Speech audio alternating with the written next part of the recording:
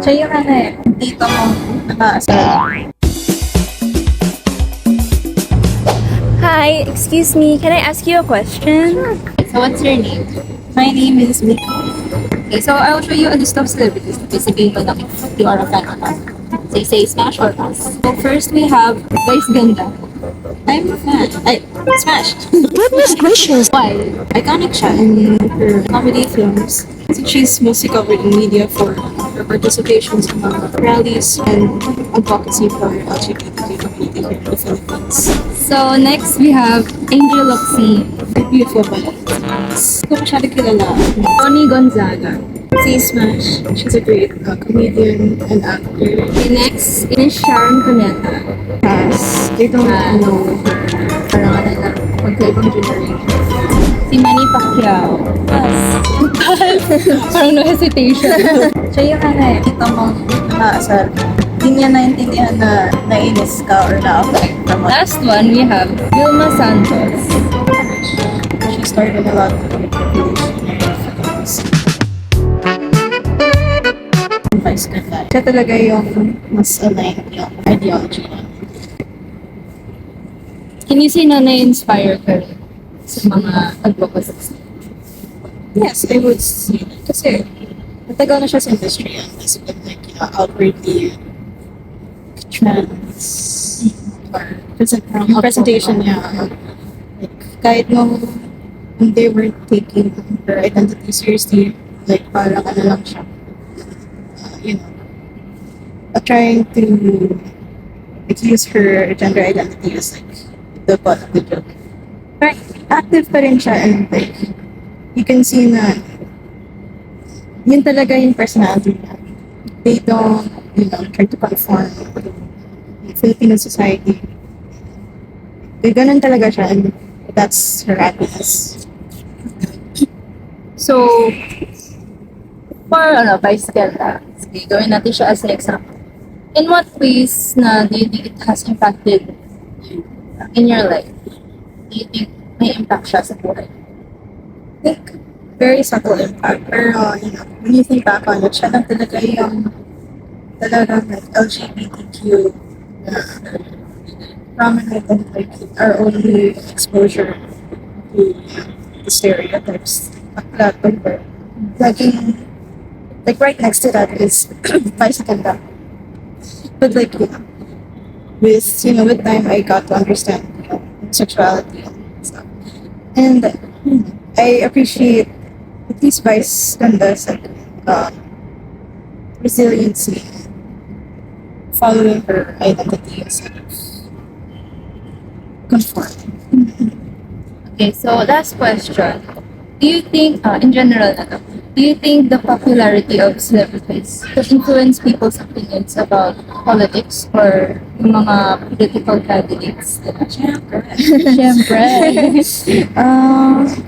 So I was thinking about it with so many like actors entering politics. Their success mostly rides on their fans.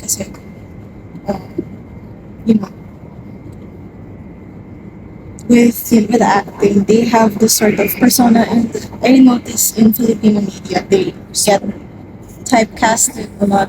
Like, itong actor siya yung love interest, siya yung soft na sweet, tas ito yung kontrabida.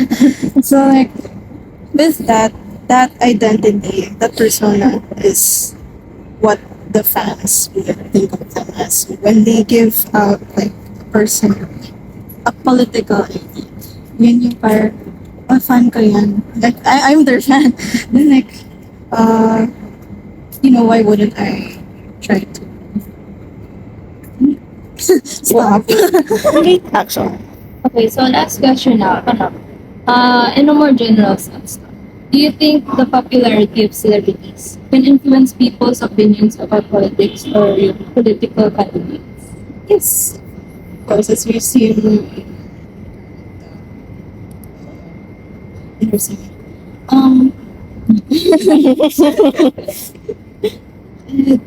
It's the whole parasocial thing na yung celebrities talaga, there is idea since ang daming issues sa Pinas. For safety motives, the media shows movies that we watch, especially for like actors. And with them entering politics, their fans also follow them. Kasi they want to support them. And because I think that's their only their yun lang eh. They feel that that celebrity is their only crutch or kung talagang may hindi man yung kailangan nila. Yung binaboto nila sa someone from like rich background that was able to have that education and politics. So they focus more on relatability. Skill. Not skill. Like their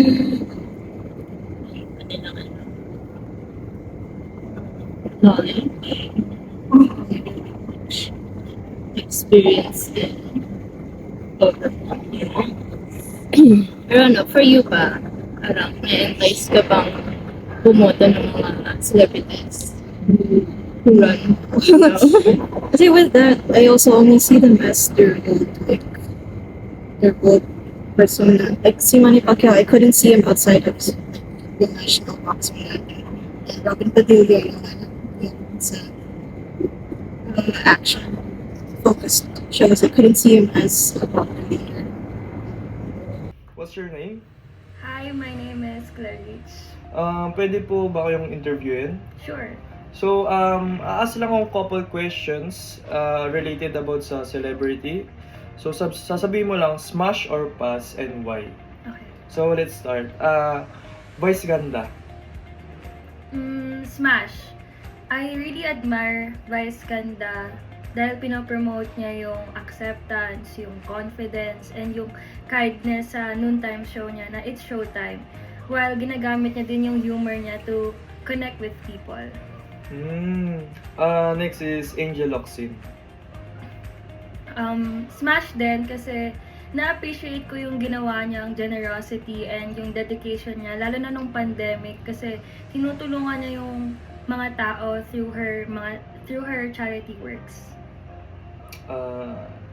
Tony Gonzaga. Smash or pass? I think I would pass kay Tony Gonzaga kasi though I really respect yung talent niya sa entertainment industry, pero kasi I do not always agree with some of her public opinions or stands. Next is Sharon Cuneta. Smash. I've known her since kid and I really admire yung longevity niya sa entertainment industry and yung dedication niya sa career niya. Second, si Manny Pacquiao.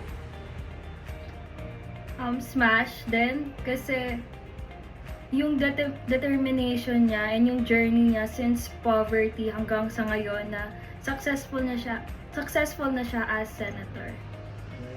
Last, si Vilma Santos. Smash.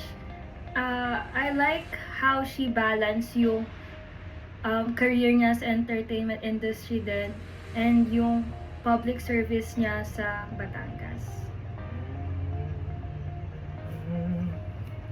So, my 3 last questions ako. Do you share the same beliefs and politics sa mga na-mention kong celebrities? Somehow, pero nagdilin towards ako kay Vice Ganda and yung advocacy niya sa equality, sa respect, and yung pagtitreat ng bawat tao na pantay-pantay regardless kung ano man yung background niya. Kasi I may not agree lahat ng political opinions niya, pero I support yung values niya in terms of inclusivity at compassion. So, in what ways do you think they have made an impact in your life?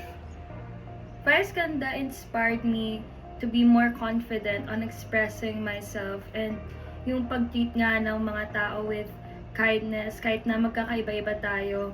And Vice Ganda also reminded me that humor can be used then to spread positivity and encourage yung acceptance sa sarili. For the last question, Rich, do you think the popularity of celebrities can influence people's opinions about politics or political candidates? Oo, kasi maraming tao yung naniniwala agad sa mga sinasabi ng mga celebrities and binavalue talaga nila yung opinions nila, which can really shape yung view nila sa mga political issues and mga candidates. Pero dapat isipin pa rin ng mga voters na dapat mag-research sila and evaluate nila yung bawat candidates bago sila bumoto and i-check nila yung mga qualifications rather than relying sa mga endorsements ng mga celebrity. Thank you for these wonderful answers. For our group's reflection, we realized how celebrities or stars influence the people or the fans beyond the entertainment that they bring. Many people build these connections with celebrities through their on-screen personalities, achievements, and even shared interests. And this is what we understand about parasocial relationships, and these connections can shape opinions including each political beliefs, wherein some people become inspired by a celebrity's advocacies while the others choose to separate the entertainment from politics.